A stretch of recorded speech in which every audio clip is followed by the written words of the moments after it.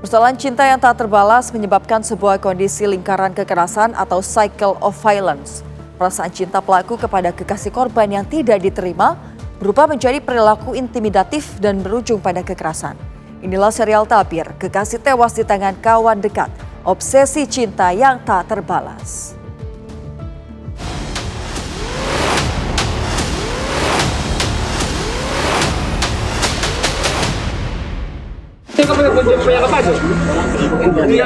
Dicekik itu korban dengan tangan kanan, dia ambil sesuatu dari kirinya pada pisau. Dia patah itu pisaunya, dia naik arah ke pendakian sedikit, dia balik lagi, dia tusuk lagi 4 kali.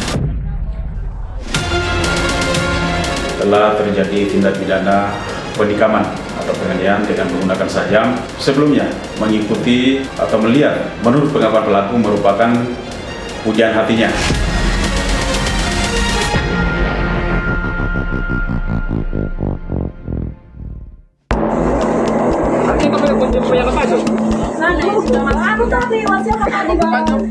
Di balik tewasnya Hari, terdapat persoalan cinta yang tak terbalas antara Intan, kekasih Hari, dengan pelaku RU. Menurut kriminolog Universitas Budi Luhur, Lucky Rahardianto, kondisi tersebut dapat berkaitan dengan sebuah pola yang disebut cycle of violence. Ini yang kita kenal sebagai salah satu bentuk fenomena cycle of violence ya. Saat kemudian kita berbicara mengenai cycle of violence, kadang-kadang korban pun tidak menyadari bahwa dia adalah menjadi target dari kekerasan yang dilakukan oleh pasangannya. Itu yang pertama. Yang kedua, seringkali bahkan pelaku pun menjadi abai. Karena kekerasan yang dia lakukan itu menjadikan efek pembenaran terhadap perilaku yang akhirnya menjadi ratus di antara keduanya. Yang pertama ada dalam konteks tertentu, orang-orang tersebut menjadikan hal kekerasan itu sebagai salah satu bentuk tensinya di sana. Jadi saat kemudian adanya marah, luapan-luapan, mereka akan membenarkan ini.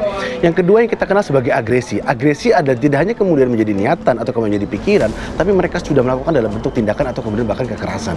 Nah yang ketiga yang kita kenal sebagai bentuk pembenaran yang kita kenal sebagai rekonsiliasi. Jadi ketiga aspek inilah dalam konteks cycle of violence tersebut yang menjadikan bahwa tindakan kekerasan dalam konteks pacaran atau kemudian dalam pasangan dianggap sebagai sesuatu yang dalam tanda kutip dibenarkan. Pada kondisi tertentu, perasaan suka terhadap wanita yang dicintai tak selalu berakhir pada penerimaan. Hal itu dapat berkembang menjadi obsesi hingga membuat seseorang sulit membedakan antara keinginan pribadi dengan realita yang ada. Seseorang memiliki satu perasaan obsesi, maka seringkali yang kita kenal sebagai gangguan obsesi secara mental di sana. Jadi mereka menjadikan pasangan atau kemudian target secara emosional tersebut sebagai upaya mereka untuk bisa mendapatkan atensi. Saat kemudian mereka tidak bisa mendapatkan atensi, maka mereka akan berada pada fase yang kedua, sikap impulsivitas. Mereka akan cenderung menjadikan berbagai alasan, berbagai tindakan yang dilakukan oleh orang yang dia tuju tersebut, itu ada sebagai bantahan secara emosinya. Jadi adanya unsur penolakan tersebut membutuhkan mereka impulsivitas. Dalam kasus ini, perempuan yang disukai oleh pelaku tidak secara langsung menjadi korban. Namun kekasihnya lah yang akan menjadi sasaran pelaku. Menurut Lucky, hal itu kerap terjadi dalam kasus kekerasan yang dipicu oleh kecemburuan dan obsesi karena pelaku menganggap korban adalah sosok pesaing atau penghalang.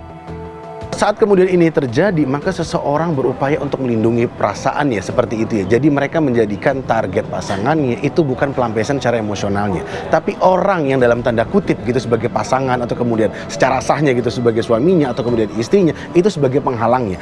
Mereka akan berada pada taraf yang kita kenal sebagai shadow kriminal.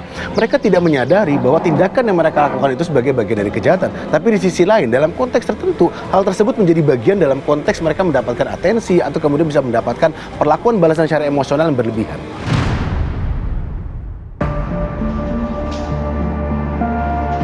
Di samping itu, perilaku obsesif seseorang sebenarnya dapat dikenali lebih awal. Mulai dari kecenderungan mengawasi secara berlebihan, membatasi relasi sosial pasangan, hingga perilaku intimidatif yang dianggap sebagai bentuk mencari perhatian. ada yang kita kenal sebagai green flag dan red flag. Yang pertama, yang seringkali adalah mereka melakukan stalkingan secara secara komprehensif. Mereka memiliki berbagai akses akun, mereka memiliki berbagai akses nomor untuk bisa melakukan stalkingan terhadap orang-orang yang ingin mereka tuju. Yang kedua adalah mereka akan melakukan yang kita kenal sebagai isolation di sana. Jadi orang yang kemudian mereka tuju itu diisolasikan dari orang-orang yang memiliki perhatian atau bahkan memiliki hubungan yang sah. Yang ketiga, ada yang kita berikutnya adalah mereka melakukan tindakan intimidatif di sana. Jadi intimidatif ini bisa dalam konteks gaslighting. Jadi orang-orang yang kemudian ingin menaruh perhatian, mereka jadikan bahwa mereka memiliki rasa bersalah. Yang keempat adalah mereka akhirnya menjadikan agresi ini sebagai satu bentuk tindakan yang dibenarkan. Jadi keempat hal tersebut kemudian menjadikan tidak hanya secara verbal, tapi sering secara psikis, bahkan kemudian secara fisik. Luki menilai terdapat pelajaran penting tentang upaya pencegahan kekerasan dalam hubungan agar kasus serupa tak terjadi. Dimulai dari peduli terhadap diri sendiri, mengenali tanda-tanda hubungan yang tidak sehat, hingga peran lingkungan terdekat.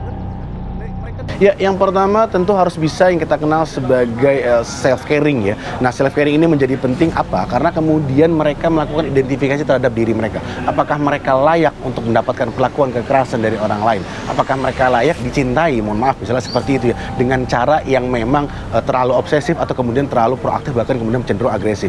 Yang kedua adalah memetakan atau kemudian mengidentifikasi sejauh mana hubungan tersebut terkategorisasi. Apakah dalam kategori red flag atau kemudian dalam kategori green flag, atau kemudian apakah memang mengarah kepada cycle of violence tadi itu, atau di sisi lain mengarah kepada harmonisasi social bonding. Berawal dari perasaan suka yang tak terbalas, satu nyawa melayang, dan sebuah rencana pernikahan pun kandas untuk selamanya. Kasus ini menjadi pengingat bahwa penolakan yang dibalas dengan obsesi serta kekerasan yang didapat bukanlah cinta, melainkan hanyalah duka.